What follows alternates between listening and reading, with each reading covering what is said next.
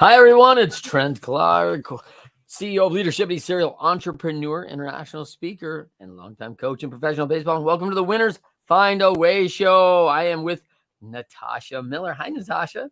Hello. Oh, it's so good to see you, fellow EO member. So excited about having a little interview with Natasha. And she is the recent author of Relentless, which we're going to get into today. That is debuting March 27th. So super excited about that. Natasha, tell us a little bit. I asked you to come on my show. Tell me a little bit about, you hear this Winners Find a Way. Why do you come on a show like mine? Why do I come? Because you're a winner, and I want to be able to learn from you and also have the people that learn from you and listen to you know about me. Perfect. All right. Well, today we're going to get the chance to learn from you a lot, which is going to be awesome. Learn your story a little bit, some things that you've gone through. I mean, it is a crazy life, Natasha Miller. I love it. It's awesome. So for those who are joining us the first time, welcome to the Winners Find a Way show. If you've ever faced stiff adversity, if you felt like the losses are mounting and you need to find a better way, I think you came to the right place. Whether you're already an entrepreneur, athlete, or just looking to take your first step to being elite, you start right here, because we always have fabulous one percenters that will talk about their stories, about their challenges, about the things they've overcome in this lifetime. And it is awesome. So before we do that, Natasha, tell them where they can find you. Oh, you can find me at officialnatashamiller.com. Ooh, official. Nice. And then you're on all the major networks at Natasha Miller, or is it official Natasha Miller? At Natasha Miller SF, and the SF is for San Francisco. Yeah, there's probably a few Natasha Millers out there, right? A couple. All right. That's awesome. All right. So let's talk a little bit as I introduce Natasha to the audience. You're going to love this. As I said, she's an author. She owns a business called Entire Productions, which is a big experiential and event group, entertainment production company. You're based in San Francisco, but you're an Iowa girl, right? I am. There's no taking the Iowa out of me. No way. No way. Do you root for Iowa State? Do you have like a college that like you are tied to? I went to Iowa State. Okay. But I was a violinist and a jazz vocalist. So sports, again, I went to all my brother's baseball games. I know that game. Yes. The only thing that really resonates with me for sports is when I sing the national anthem for the major league, baseball and football and basketball. Yeah, for all of us baseball guys, we love a good national anthem, like someone who can just bring it home. We do listen to it 162 times a year, right? So it's plenty of chance to get to pay our respects to the flag, and a good singer always serves us. It's awesome. So that's cool. I wonder if I've ever got the chance to actually be at one of your games when you were singing. So at any rate, let's get into you. So you've been a recording artist. You recorded your own work with Poignant Records. Mm-hmm. You were a violinist. With which group? You've traveled with a few? So as a violinist, I was the concert master of a handful of orchestras, Iowa State, actually symphony. Nice. And then I started my own string quartet called the Sapphire String Quartet. I named it. And I made a living playing music up until and further after I started Entire Productions and started bringing other artists of every genre and every discipline, from local to headliners, to perform. And I no longer perform for private events at this point in my life. Okay. At this point in life, it's about the business. It's about helping other people. I mean, you got some help along the way. I mean, as a member of EO, you get a lot of education. But you also were part of the 10,000 Small Businesses with Goldman Sachs, and you've taken advantage of some of the EO, MIT, and Harvard programs. Tell us a little bit about your state of lifelong learning and what you've really dove into there. I didn't realize when I first started my business that getting the information of how to lay down a firm foundation for business would have been amazing. I was really proud of doing it myself and being innovative. And I was also had more of a lifestyle business. So I wasn't trying to scale and grow. When I got the opportunity to do the 10K SB program, I was ready to, pop it up a notch. And after I went to that program, you could not stop me. It was voracious learning. And my business scaled by 65% year over year after that. And it's not just because of that one course. I think it was the change of mindset, the aha moment of, oh my God, if I do these things, it's going to increase productivity, profit, revenue, happiness. And so then I became addicted to learning how to run, manage, scale, and grow a business. And that's why I will now take almost any opportunity that I come up across to learn.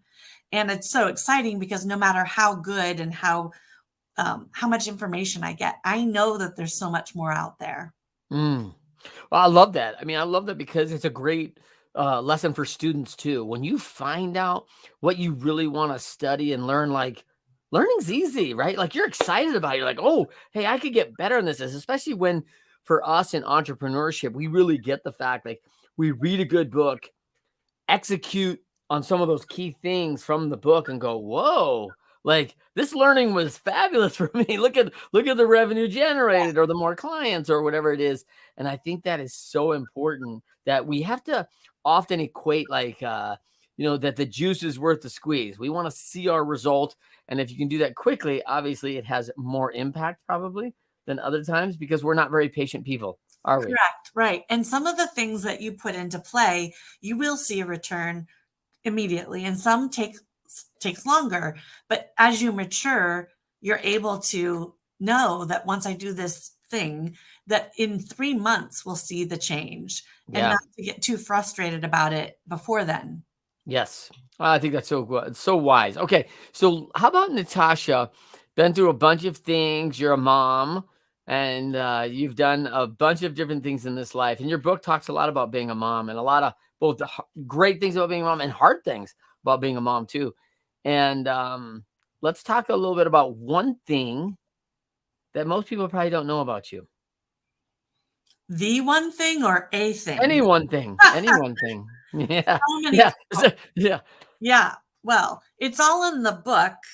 I did not leave out anything. I was so vulnerable to the point where the reaction from the people that are reading it is overwhelming. And I think it's overwhelming because they've never read anything like it before. I put Mm. myself out on a limb and discuss things that are pretty taboo, and also that are kind of the things that you don't say out loud in Yeah. front of people. And no one up until a couple of years ago, so I've been writing the book for 4 years, and about a couple of years ago, I remember when I was at the Inc. 5000 conference and I was a speaker. So I was invited to at the speaker's event.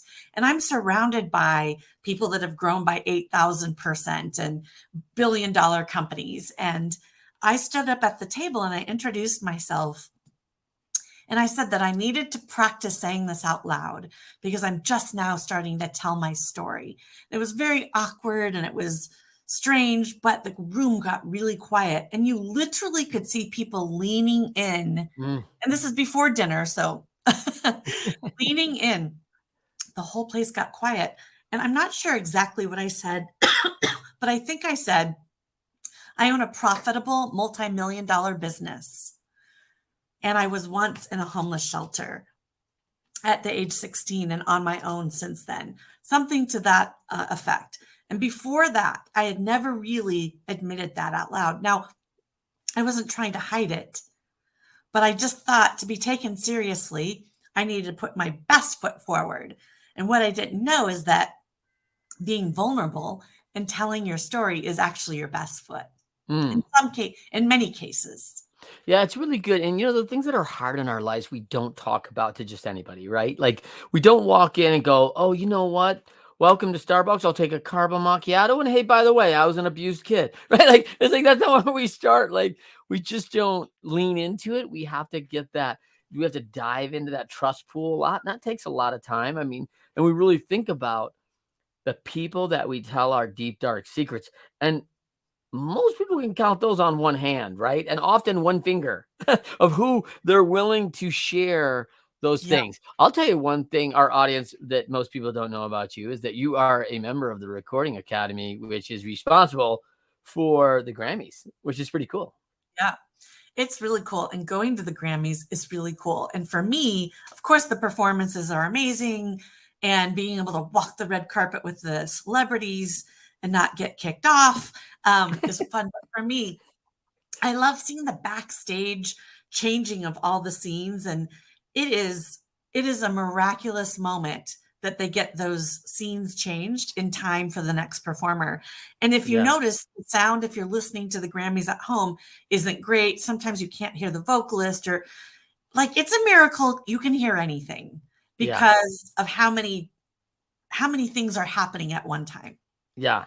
Yeah, it's a big part of theater music that people do not understand. Stage production is a Mhm. massive deal, and so I often get involved with different theater programs and even large church programs that have massive. And people go, "Well, I really want to be a part of music in the theater." Like there is a job backstage. There is so much work to do in prep, in mic work, in set design. I mean, it is Running tables, crazy.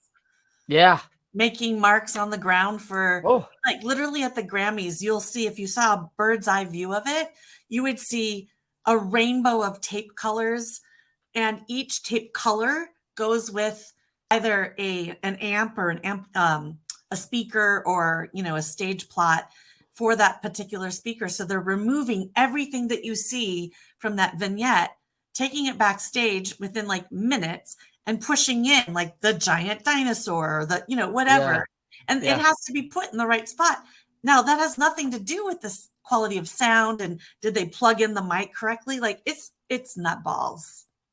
So let's take you back to this childhood, Natasha, right? Let's say, you're 10 years old or whatever age, and I mean, are you thinking like I'm gonna be one of the top violinists in the world? I will be a jazz vocalist. Like I have just got talent for talent. I'll be a recording artist. I'll be a multi-million-dollar business owner. Is that what you're thinking coming out of the The cornfields only, of no, Iowa? the only thing I thought it's the only thing I thought I would be, and the only thing I wanted to be as a young girl, first of all, was to be a performance artist. Okay. Now, did I think I was going to make it to, being a member of the National Academy of Recording Arts and Sciences and go to the Grammys and have projects that were Grammy worthy? I didn't think that I would, but I think I assumed that I would come into that realm somehow. Now, I had no inclination or no idea that I would ever own a business that I do. Like entrepreneurship, doing anything outside of performing was not in the cards. Mm. And I wanted to be a singer more than anything. I didn't, I mean, I love the violin, but it wasn't my end all be all. So I have 7 recordings as a vocalist. And on those recordings, I also play violin, but it's not the predominant instrument. Nice. Okay. So let's take this back to, when it got challenging, right? When was it not challenging? Yeah, right? Like, let's talk about, was there a impactful pivot, point as a kid where you knew you could turn this around, or did that come later? Or what was the impactful pivot as or transition or whatever you want to call that changed things for you at a young age? Probably when I was taken to a youth shelter on Christmas Day after my mother started threatening again to kill me, but this time she's chasing me around with a butcher knife. Mhm. I finally called 911 and was taken to the shelter for my safety. This was in the mid 80s. There wasn't very much help that Yeah. the police could do. So I think at that point, that wasn't the pivotal moment, but my finding out that I did not have to stay there as sort of like a prisoner or Yeah. a ward of the state. I was actually deemed an abandoned youth, and I was able to be emancipated It's unofficial because at that time there was no formal emancipation law. Now, did I think at that time, I've made it, I'm on my own, I don't have to Mm, worry about my mom anymore? No, I wanted to go back home to the chaos I knew, but I wasn't able to. So from that moment on, I just did everything. I scraped and clawed and worked and focused and was disciplined and getting good at everything that I was interested in, had a talent for, and that was naturally, good at. And so I was monetizing anything that I was able to do because I had to. yeah. So I was a lettering artist. I started doing calligraphy for people's wedding invitations, and I ended up doing jobs for big ad agencies. So you become automatically, you're forced into this uh somewhat overnight entrepreneur. Like, I need revenue. Like, I have to survive on my own. Total Did survival Yeah, tactic. do they know, like nowadays, would they know your mom was suffering from mental health? Like, what would they know today about your mom that we just didn't know back then? Well, she just didn't get the help that she needed and the support, and my family didn't push that, and it wasn't a culture of that kind of thing. Yeah. And there was definitely a mental health issue. Can I give you the name Yeah. of what she was suffering from? No, because she wasn't officially diagnosed. I could guess at, and other professionals have said, well, she's probably this or that, but it doesn't really matter, right? It's a person that was struggling, that didn't get the help that she needed, and then also, wreaked havoc on other people's lives because of it. It's just sad story all around. Yeah, for sure. For sure. So let's dig a little bit into this, as we look at maybe taking it to the next story, which is, I love the quote from McChesney and Sean Covey. He's now the CEO of the Covey, Stephen Covey Industries, right? It's his dad. And so when we look at that, winners, when shown data that they are losing, find a way to win. And I mean, I just immediately, picture yourself as this young kid who's got to be this entrepreneur, as kind of a lot of us were, like paper routes and Yeah. shoveling snow and whatever we could do to scratch money, right? Yeah. Um, like you were like, hey, this isn't working. I'm not selling calligraphy for weddings. I gotta do something else. Like, I mean, you got to move fast because you don't have time to be in a losing like No, business no. at all. So I mean, I was professionally playing violin at 15. And once that money started coming in, I was like, yeah, this is yeah, what I'm gonna do. Like, I was making way more than I did when I was scooping ice cream. yeah, right. And then it pulled me through life. It pulled me through, full ride scholarships to college, and it informed so much. And if I didn't have that, God only knows. I Mm. I don't know what would happen. There's no way anyone would know. Yeah, it's one of the huge values I've really received in my life from music and theater and sports, is that I got to see the world on everybody else's dime, right? Like, hey, if you can come perform for us, like in whatever it is, right? Yeah. Like, you're gonna go travel and see things, and they pay the freight, and you're like, this is awesome, right? Yeah. Like, I loved it, seeing so many different cultures, and I mean, from your standpoint of the music side, some of the great music halls of the world, right? People just they're dying to go to Mhm. these places, and they're almost like they're cathedral, right? Like, they're so unique, and when you walk in them, especially if you're into that world, it just feels like hallowed ground, right? It's like, whoa, here we are. Like, what? Like I mean, like the Grammys, right? You go to the Grammys, you're like, this is crazy and this is awesome. Bucket list kind of thing, only do once in a lifetime. But that's walking into Carnegie Hall or walking into some of these places that you've only read about or seen on TV. Talk about that. Yeah, it's pretty amazing. And when I was pinching myself, like you wouldn't believe that first Grammys. Heineken was sponsoring, so the red carpet was green, and I was literally walking the red carpet with Heidi Klum, Gwen Stefani, and her Harajuku girls, Fergie, and she was tiny, by the way. I was like, she's like a little one.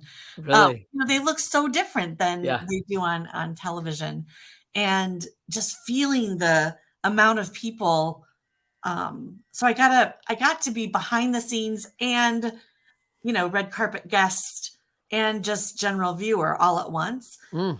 The interesting thing is I've gone so many years now and I'm in entertainment production. It doesn't have the same effect any longer, Mm. right? And I Yeah. know the behind the scenes. I know the Wizard of Oz wizardry that happens. So Yeah. I don't see it from that through that lens anymore, but I know that other people do. And I want them to have that shock and awe of an incredible experience.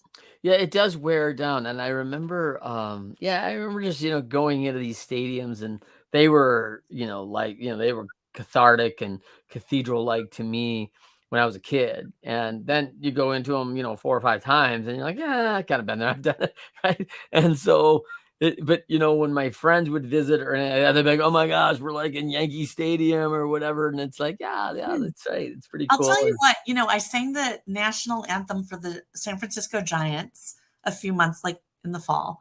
And for me, I'd done it so many times at major league sporting events that there is a pressure and there is a lot to be learned every time you do it. But I'm kind of used to it now. 40,000 people, no big deal. yeah, whatever. Hardly any good monitors. I can figure it out. But they allowed my dad and my daughter not on the field, not only for the sound check, but for the performance.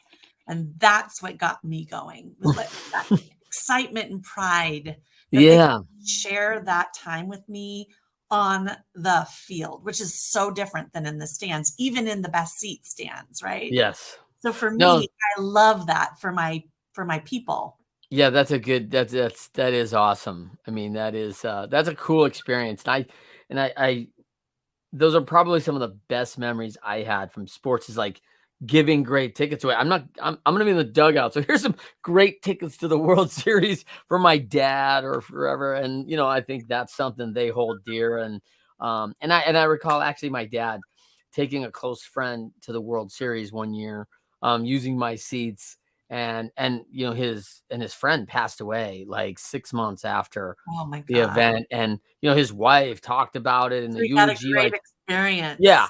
this was the once in a lifetime, like, hey, I'm gonna do this before I die, right? See my team in the World Series as we get so tied into our to whatever we're a member of, right? Whether it's our production team or the sports team or whatever we have a passion about it, we want to see them perform and be their best in that one thing, of all time. And so they really talked about that. So let's talk back to you about um, let's talk about a time where you were in that spot.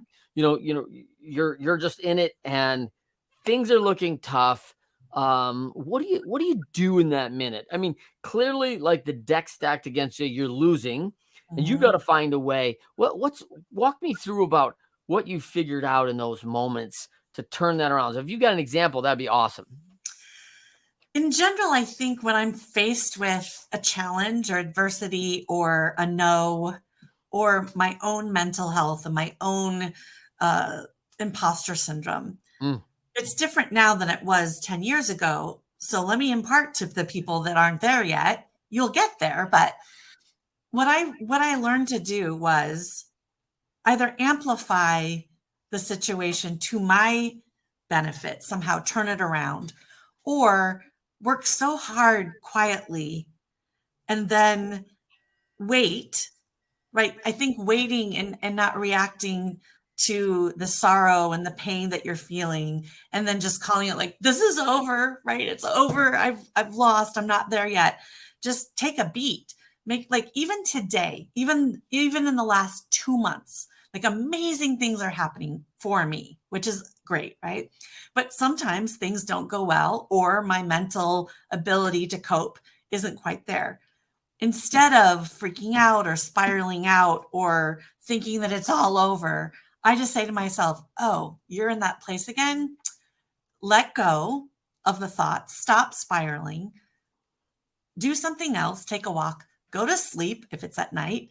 And when you wake up, you can uh, restart what you're doing with a fresh mind. mm. And if I had known that, a long time ago, I think I would have saved myself a lot of stress anxiety, and stress and anxiety keep you from where you're going if you let it linger for too long. I think stress and anxiety are a good trigger, but you need to push through. Yeah, that's so good. I think it's a huge part of, what we deal with. And I like the idea that it can stop us in our tracks, but how do we keep inertia and movement going? Okay. And I think this is very important. What I hear you saying, and correct me if I'm wrong, is like when you get these challenges, play the long game. Like just because you're at a tough point doesn't mean you can't call a timeout, go for a walk, get an overnight rest, come back at this with a fresh set of eyes, rested, and keep moving forward and get back up. And I think that we don't do that very well, right? We just carry it and we carry it into our dreams. The stress is like I couldn't figure it out before I went to bed. So I went to bed and dreamt all these terrible things. And and I wake up tired and not ready to face it. Um, we're not very good at letting go of that stress, anxiety. And one of the things I got good at in sports, and you probably maybe can identify with this from the music world, right?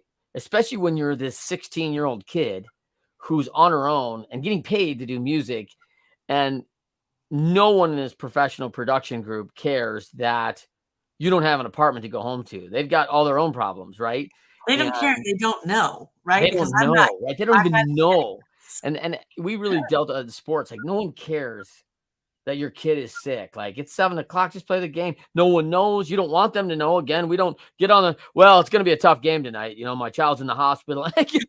We don't talk about that. We don't, but you do compartmentalize. And I used to really, I mean, though I was good at it, I think I was more challenged at it. And then I started embracing it like, hey man, I got 3 hours break of my problems.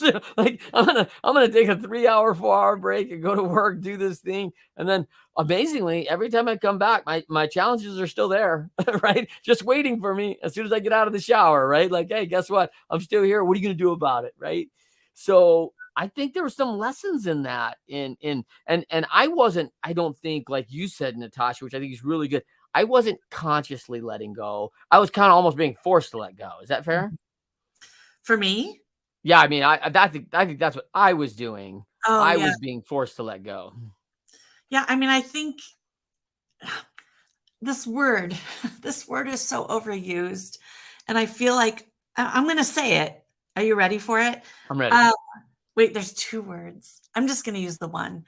I'm not a super touchy-feely metaphysical person, but it just comes down to the power of your own mind. I was going to say mindset, but when to let go, when to push forward. And we were talking a little bit earlier, just before we started about it is not, to get to where you want to go, it is not enough to be resilient.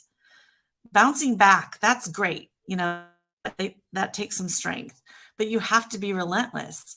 And I see that I am like in all the successes that I've had, all of the things that I finished, all the things that I started, I was relentless in the pursuit of that endeavor. And that doesn't mean that I didn't say to myself, you know what, just take a nap or just let it go for tonight. But I got back on it the next day and I overcame with better energy the challenges and the obstacles that I was facing. And wow, they're not as big as you think they are when you are coming at it from a different angle.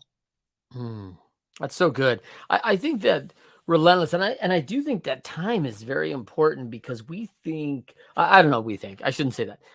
I believe that people have the perception of is this is a challenge. It needs to be rectified right now. It's not comfortable, right? So we're uncomfortable and we do want a fix. We do want a solution right now. And I think this is why everyone, goes to a doctor and goes, give me a medicine right now. I don't want to feel like this.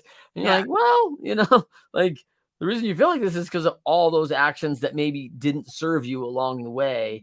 Right. And now there's cause and effect, right? And so a magic pill doesn't tend to take all that away. We're going to have to do some things and we're going to have to get relentless about getting this thing done right. And it's funny because in baseball, where this 162 games where the whole game is power right now, this moment, and yet the whole season's based on this marathon activity. So it's not Yeah, about power at all, right? It's how long you can stay in that, like you said, that power of the mindset and the power of the mind to stay focused on your goals through all of it, ups, downs, whatever happens, realize where you're headed, stay on that mindset of where you've got to go, and keep your focus through all of the distractions and challenges.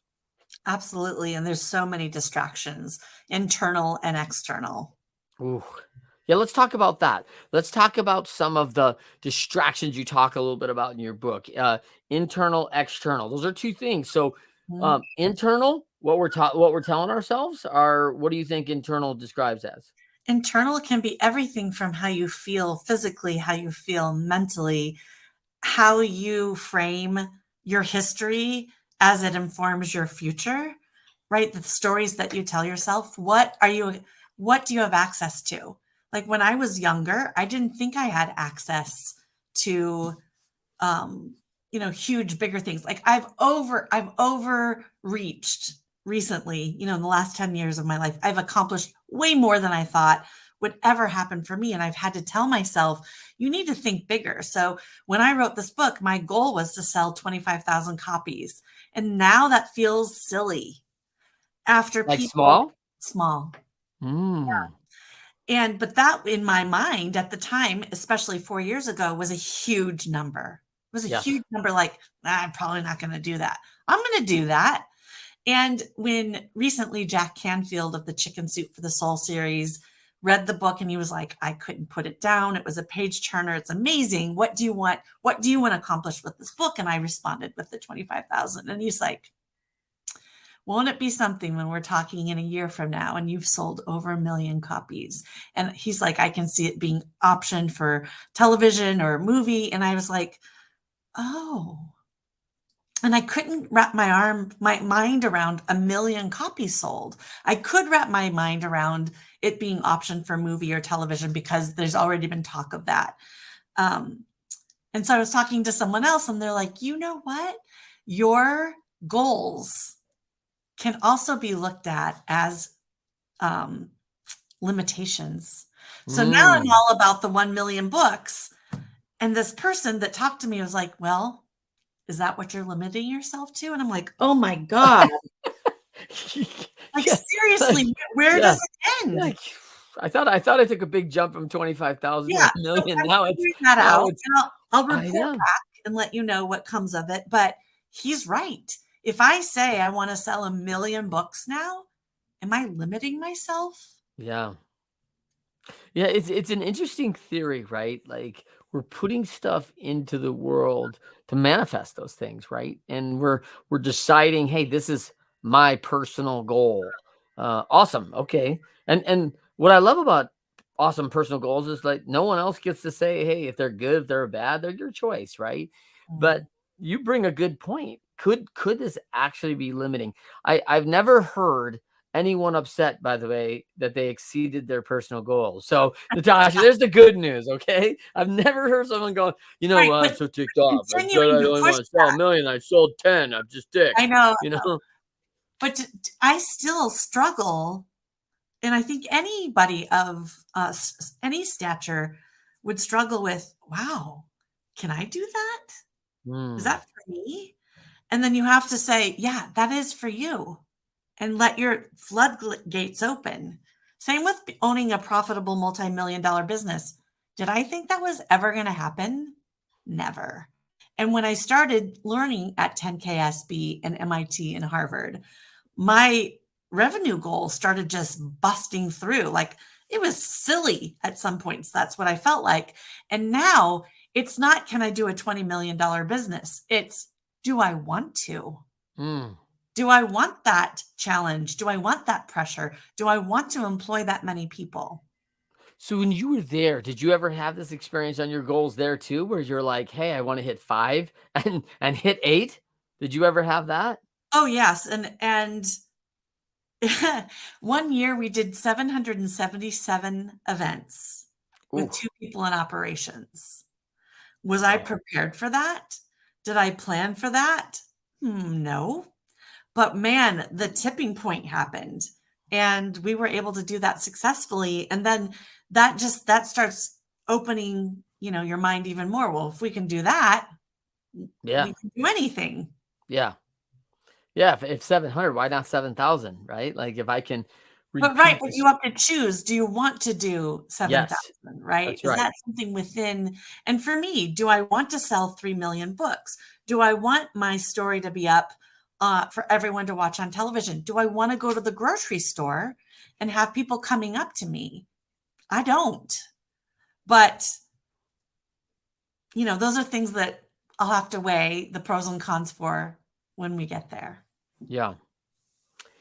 Let's what let me ask the question here, like what would be one value or belief or an action that you would recommend to another? Someone right now Mhm. that's you got a lot of experience around tragedy, around tough times, and you lost a child.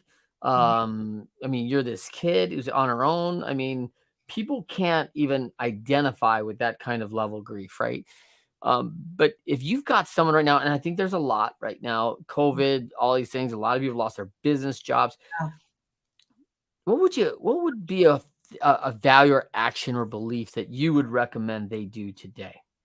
I would say immediately find people that you respect and want to be part of their world and ask them for their time.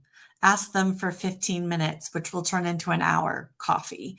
Ask them for, one piece of advice that will hopefully turn into a relationship and really treat them as relationships.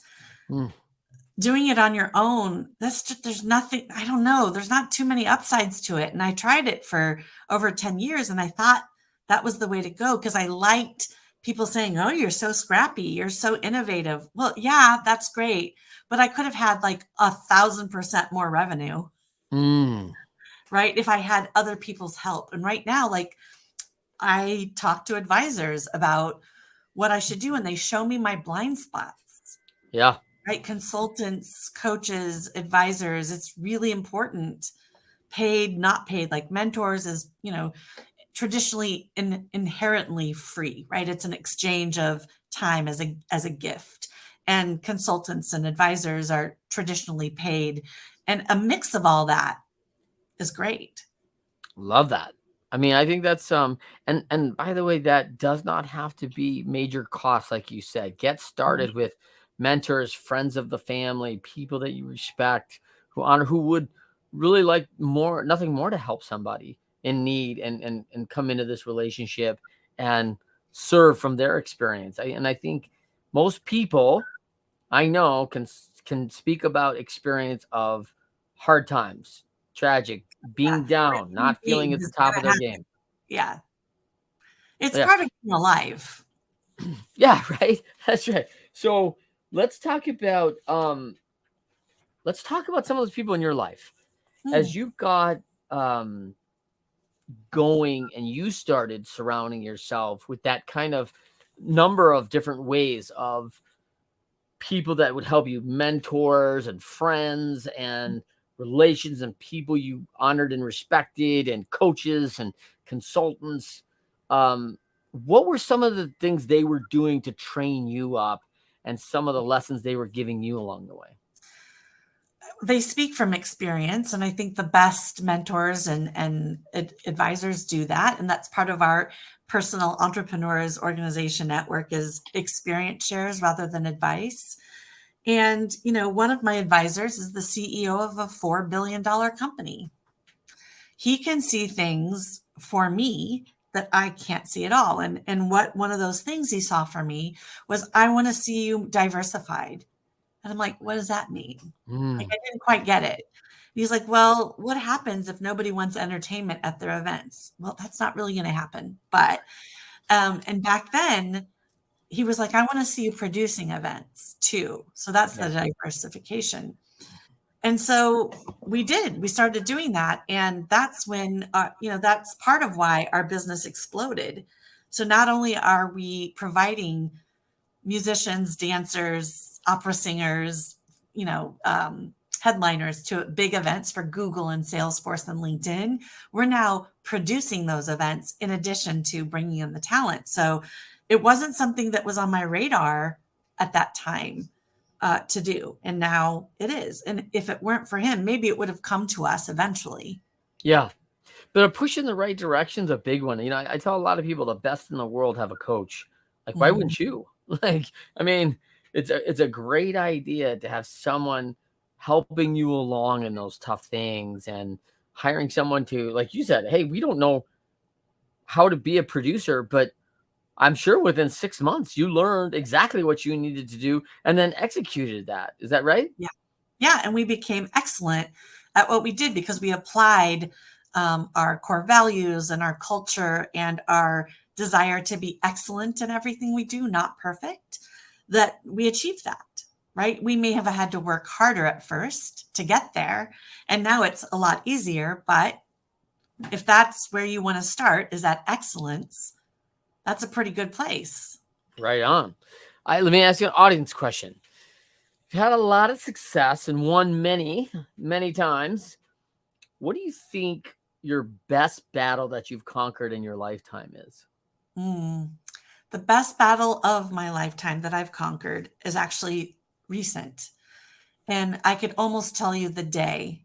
And it's that I was using the fuel of the fury and the hatred and the negativity of my story of how I was treated by my mother as the fuel for my success. So that meant that I kept going back into those moments of being told that I was hated, that my mother would rather kill me than have to look at me. And that was the thing that was pushing me and propelling me forward. It was also killing me. Right. And I never thought, I did not believe it was possible to let go of that and be successful. And I worked with a therapist for quite a bit of time, and lots of things happened. The therapy helped. Something bubbled to a head, which I can't tell you about because I want you to read the book. It's at the end of the book. Some Nice. discovery that happened. And then there was a major physical and mental panic attack that sent me to the ER. And the next day I was just like, I can't do this anymore. So everything together allowed me to now mentally walk around that pity party. Guess what? That was in 2019 in July-ish. Since that day until today, I've had incredible success. And I haven't had to use that fuel of negativity. That's the biggest thing that I've overcome.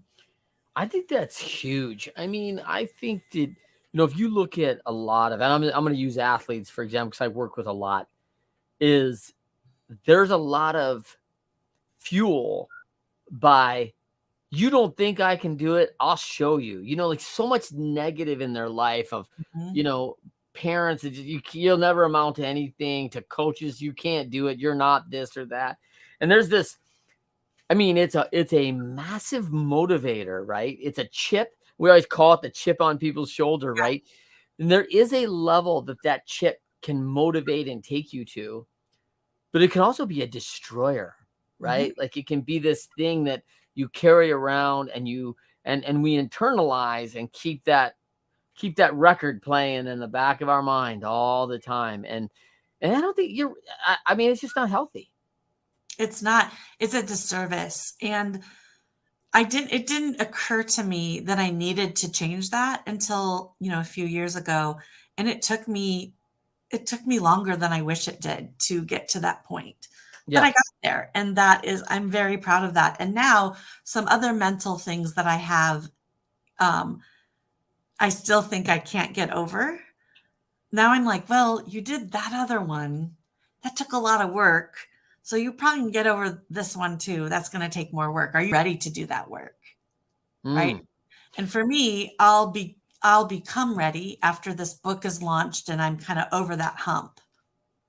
Yeah, I think there's some confidence, right? We talk about confidence comes from prep and reps, right? And as you go into battles and you win battles, I won this mental battle over this fury of hatred, as you called it, right? And I've won that battle, and like I think I can win more battles, right? Like I know how to go now. I know how to arm myself, get ready, like do it. I mean, I think there's confidence in that. Let me ask you another question. You meet a lot of people. You've got this great sense for people. I mean, this is the thing about any person who is forced. I don't know if that's a good word, but forced to kind of really mature quickly is you become a great reader of people because you've got to know safe space. You got to know a lot of different things. So when you look at the mirror, what is like when you see that other people, they're looking in the mirror, what do you see about someone or something in them that most people don't see themselves? Oh, let me think about that. What do I see in people? I see Like different most things. people just miss it. They just can't see it. Well, I mean, there's confidence, right? There's that is easy for me to spot. Lack of confidence, Yeah. lack of empathy, Mm, where they are on their personal journey in maturing. I'm not the end all be all sage person, but because at 16 years old, I was behaving as a 28-year-old, right, in life. right. It just it amplified, and you're right, you have to make sure if people are safe or not to work with, to hire, to be in a, intimate relationship with. And I didn't get a lot of that right all the time, but I'm 51 now. I have a pretty good gauge. Yeah. Yeah. A lot of experience. Okay. So let me ask you, you were with a lot of organizations in the music Mhm. and different things there. What do you think like organizations did to help you achieve success? Oh my gosh, they're a catapult. They're a catapult to human connection, right? People that are in your own similar realm. And that's so important, is to have people that understand you. Like for instance, Entrepreneurs Organization, um, you know, there's not that many people that I can say, I'm taking home X amount of money a year. Yeah. You can't brag about that stuff to your friends and family, right? Because you look like a jerk or you look like an ATM machine. And there's not too many people, although I did it for the pandemic. I told everyone, where you can say my multi-million-dollar business went to zero. I had to lay off half of my team and I don't know if I'm going to make it. Right? Mm, Those are things, those are pride things that you're like, I'm not saying anything. I mean, I did because I was there. I was at a place where I could do it. yeah. And also I had great company of everybody else in my industry that was, falling apart. But those organizations are the glue of the organizations that we belong to, like MPI, ILEA. Those are event organizations. Yeah. Those drive relationships that eventually drive business revenue, right? EO drives human connection with like-minded entrepreneurs, and you can say stuff to them that you can't say to anybody else, as well as you can learn. So the learning is, I don't see a life that's plentiful without those relationships. Yeah. And it's also, I think it's so important that when you get into these organizations, they've been out there a long time. They've had a lot of lessons along the way from all Yeah, the people who've come before you. And, EOs, I think it's like 15,000 people worldwide, right? I I know, mean, it's so great. yeah, right. It's a great, great dynamic group. Um, let's finish. First of all, thank you so much, for coming on. I know our listeners are just gonna, be so fired up about this. Resilient is not enough. Relentless is the key. Just some of my takeaways here, Natasha. Let go of it. Like it's gonna be, you don't have to resolve everything tonight and sleep on it, restart, take a break. But understand the stress and anxiety is not serving you. The power of the mind. And then, of course, building the relationships around you with people that you want to emulate, be like, mentors, coaches, consultants. There's so many people that you can surround yourself with that can help you get to where you want to go. Certainly the change for you, the shift of, hey, I'm not gonna be fueled by the fury. There's Mhm. another way I can do it, and I can really understand thinking if I let go of that, man, I might never be successful again because that's always served me. This got me to here. And then I'm reminded, hey, what got you here won't get you there, right? And Yeah. so, yeah, good, Marshall there. Um, and then, of course, people like recognizing our own confidence, our empathy, the journey in ourselves. It's all there, and don't be afraid of it. Don't, own it. It's awesome. Mm. Mm. Okay, so for us, tell them where they can find you again, Natasha. Oh, sure. Officialnatashamiller.com, and it will point you to all the directions to my music, to my book, to my business, All all about me. It's all there. All right. For everybody else, follow us, YouTube Live, many more videos on the Leadershipity channel of YouTube. I am on at Leadershipity, Trent M. Clark on Instagram, Twitter, LinkedIn. You can find me on all the social handles there. And then, of course, our website, leadershipity.com. Make sure to look for our upcoming ebook, The Pyramid of Leadershipity, which I'm super excited about. If you want to learn more, you can DM and email me at trent@leadershipity.com. If you enjoyed today's episode, please continue to listen, rate winners, find a way, 5 stars. We work hard to find value delivering 1%ers in each and every episode, like Natasha Miller, and author of Relentless. I'm so excited. Last thing to finish on, Natasha, when you've been in some tough spots before, is there a verse, is there a quote, is there something you go to that can level your foundation, get you back on that path to the power of the right mind that you're going for? Yes, and I've borrowed it, and you will Mm. recognize it, and that is just do it. And I will Mm. say, start ugly. It doesn't have to be perfect. P.S. Nobody wants perfect. It looks completely generic, by the way. And it really is the key to my accomplishing all the things that I have is I just did it. There's no thinking, there's no worrying. I just start it and hopefully most of the time finish. Yeah, I think that's so powerful, right? What a campaign. I guess it was the 80s that Yeah, Nike came up with Just Do It, right? And it still serves today. yeah, And it's so good. And of course, Start Ugly, our friend, a fellow EOer, Chris Krimitsos, yeah, podcaster who owns Podfest. He wrote that book, so you might want to check that out too. yeah.